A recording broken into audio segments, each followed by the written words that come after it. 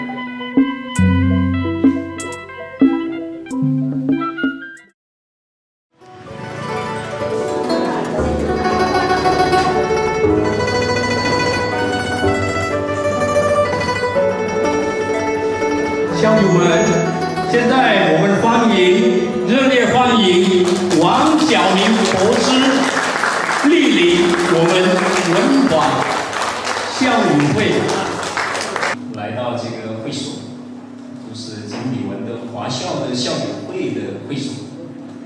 Ini adalah suatu kebanggaan besar bagi saya bisa diterima dan disambut dengan begitu meriah di kantor alumni sekolah Tionghoa Cirebon pada siang hari ini dengan apa yang dikatakan oleh pepatah Mandarin yaitu sutu hui, bahwa kita ini boleh berbeda-beda jalan, boleh kita berbeda-beda cara, tapi tujuan kita adalah sama, yaitu untuk kemajuan bangsa kita. Dan tadi Dan tadi saya juga berkunjung ke kantor PSMTI Paijiaxing Xiehui. Saya juga teringat dengan salah satu pepatah bahasa Mandarin yang bilang itu Haina Pai Chuan. Karena sama-sama ada huruf Pai, Pai yang artinya 100, Haina Pai Chuan, bahwa lautan itu bisa menampung ratusan atau banyak sekali kapal. Karena apa? Yorung naita. Karena dia lapang. Nah, maka saya melihat orang-orang yang ada di Cirebon ini, baik komunitas lokal, orang Jawa maupun dengan komunitas Tionghoa, bisa berbau satu sama lain karena menurut saya punya dada yang lapang untuk bisa menerima perbedaan, karena perbedaan itulah yang membuat Indonesia ini indah dan akan makin indah ke depannya. Itu saja. Bapak Ibu sekalian, saya tidak ingin berpanjang lebar. 校友会，加油！加油！加油！加油！中文是我们必须首先打开的一个门。Untuk bisa mempelajari spirit hidup orang Tiongkok, spirit hidup bangsa Tionghoa, bahasa Mandarin adalah pintu pertama yang menurut saya perlu digedok terlebih dahulu. Perlu dibuka terlebih dahulu. Kenapa Bapak Ibu sekalian? Alasan ketujuh. Yang mungkin ini spesifik hanya untuk teman-teman Tionghoa. Karena apa? Karena 中文是中华民族很重要的一个身份认同、身份特征。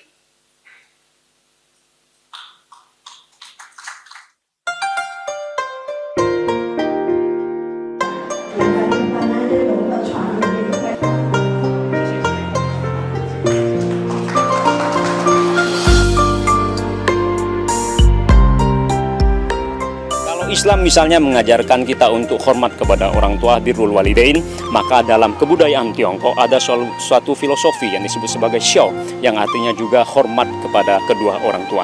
Kalau ajaran Islam mengajarkan kita untuk berlaku wasatiyah, untuk berlaku tidak ekstrem, harus harus tengah-tengah, tidak boleh terlalu kanan juga tidak boleh terlalu kiri. Maka dalam ajaran Tiongkok, terutama ajaran yang diajarkan oleh Konfusius, ada suatu ajaran yang disebut sebagai Chungyung Zhidao, yang kalau diterjemahkan ke bahasa Indonesia kurang lebih artinya adalah jalan tengah sempurna. Kalau dalam ajaran Islam kita diajarkan bahwa khairul umur awsatuha, bahwa sebaik-baiknya perkara, sebaik-baiknya sesuatu atau mungkin sebaik-baiknya akhlak itu adalah yang tengah-tengah.